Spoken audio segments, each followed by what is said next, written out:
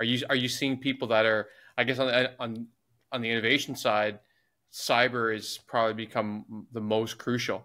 Are you seeing any developments on that give you hope that there won't be a giant blackout the eastern seaboard or things like that? Like, is there things to be hopeful for?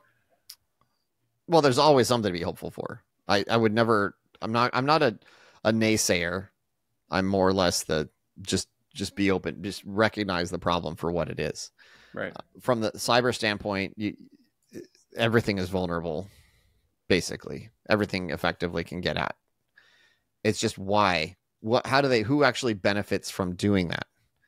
And there are organizations that are doing a tremendous job of managing those things, like Cloudflare. There are cryptographic solutions that are coming out for quantum defeating technology, cryptography, that are very heartening. There are lots of ways in which we are solving different problems, and we continue to innovate. And that's why I go back to that misinformation part. Once again, I'm less concerned with technology as I am with humans perceiving reality in a way that is inconsistent. And this is something that I've worked into my books, and that is that the aspect of AI. So you mentioned it earlier, and I guess I'll just plug my own book now, I guess. So I wrote I wrote a book called The Hawk Enigma, based upon my experience in the military. It's fiction, and it's about an individual who kind of like did a job like I did. I mean, start with what you know, right? And he deals with post-traumatic stress, but he doesn't tell anyone about it. He just manages it in a way that he thinks he can deal with it. But he starts hearing these voices in his dreams that are telling him about the future, and he's legitimately thinks he's losing his mind, until he gets brought into this task force that's going after has to go find these scientists who developed something called the God algorithm, which is a type of artificial intelligence. And so the book explores a type of AI that people aren't expecting. People always think of AI as a disembodied voice telling you about the future, or not the future, but just a disembodied voice based off of GPT that is effectively the sentient being. And I wanted to explore a part of AI that helps people understand that there are so many more complex layers to machine learning that are both fantastical and very horrifying, and also extremely exciting at the same time. So there's so many layers to it. But the one that I'm about to finish the sequel to my first book now. It's with my editors. In that book, there's an entire section where I explore psychological operations and misinformation online. And there's an entire group of people that are getting incited into conducting riots completely based off of a PSYOP campaign on social media. And there's a government, in this particular case, it's a government agency behind it. However, there are many cases in which these things are being artificially created just through social media groups on websites like 4chan. Right. And so you'll see these things build up, and it's so easy to proliferate it that we always have to be, if I could recommend anything to anyone, is that look at the way that you ingest information. Look at the source of where you're ingesting information. If you are getting your news on Instagram, I think you are, I'm not going to phrase it this way. I'm going to phrase it just bluntly, that you should not be getting your news on Instagram, because it is not designed around fact checking or citing your sources. You literally can't cite your source because they don't let you put links in a meaningful or effective way to go back to. You can, but most people don't. They just run their mouth and say, guess what these guys are doing? And then people say, that's what they're doing. And then they repeat it, or they forward it, or they retweet something, instead of saying, are they? Who's putting this out and why?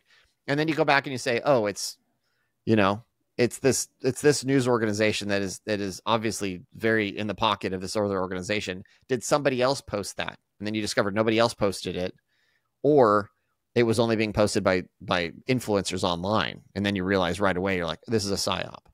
And so, I think one of the saddest things that sometimes it's so easy to understand that this is disinformation. Like if you see something that, well, like you said, fuels your kind of anger motive, your rage button, then you're happy in that state, and you're just going to believe that, you're going to share it, etc. But if you just were to Google, like, fact check this story or this, like, you would find, in my opinion, more credible sources that can explain to you and cite their sources of, like, oh no, that never happened, or that photo was taken 6 months ago, or all of these things. And so I think that's the most disheartening, that like people just want to feed that rage engine continually, and it doesn't matter how shit the website looks.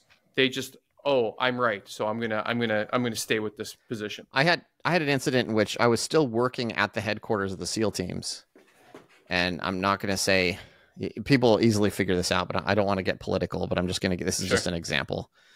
So there was a tweet that was retweeted by the former president, and someone very close to me forwarded it to me, and they said, hey, did you see this thing saying that the specific instance was that Obama had the SEALs that were on the bin Laden raid killed in this helicopter crash?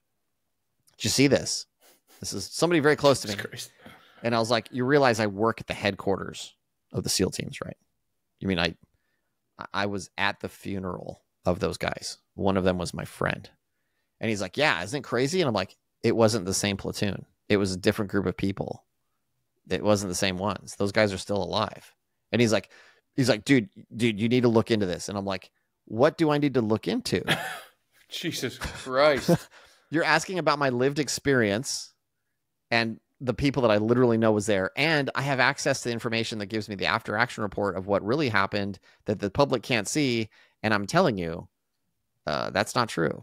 I mean, it was still like, shit didn't happen like this. It didn't happen. It just didn't happen. And then it blew my mind because I was so confused. Oh my God. Like, did he ever collapse his opinion on it, or no? He just saw one article and thought that the guy he knew that works for the SEALs is misinformed. He didn't want to fight me, but he would still fight me on other parts of the topic. And I was like, I think it's interesting that you're trusting these other individuals over somebody you're so close to, but also literally somebody who has access to the truth.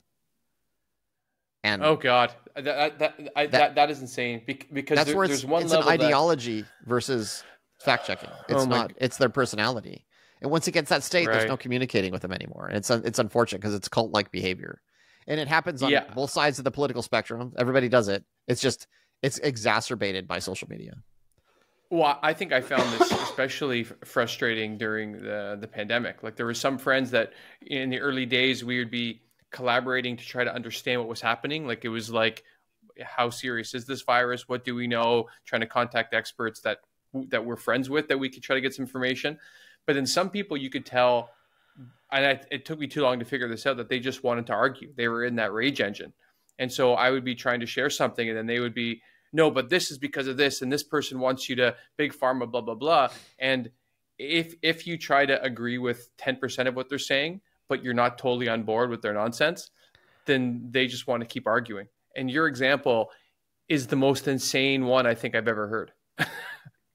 Yeah.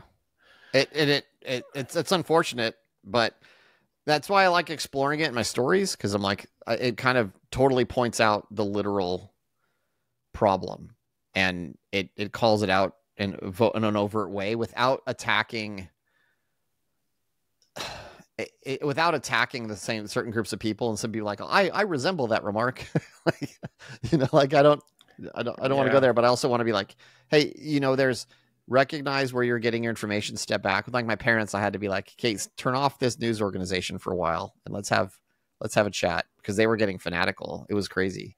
And but then when all of a sudden they chat and maybe have a hug, like what's funny is when they turned it off for a while, all of a sudden they went back to normal, and you're like, oh, the rage machine is no longer feeding you. No way. It was that.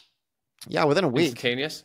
Within a week, if they weren't thinking about it all the time, and then they started talking about things that actually matter. Like, okay, let me tell you about what's happening with, and it's not just. I mean, it happens. I've had this with several people that were able to finally shut it off, but. Yeah, it's when you isolate yourself and you no longer allow other people to just reinforce That's your hard.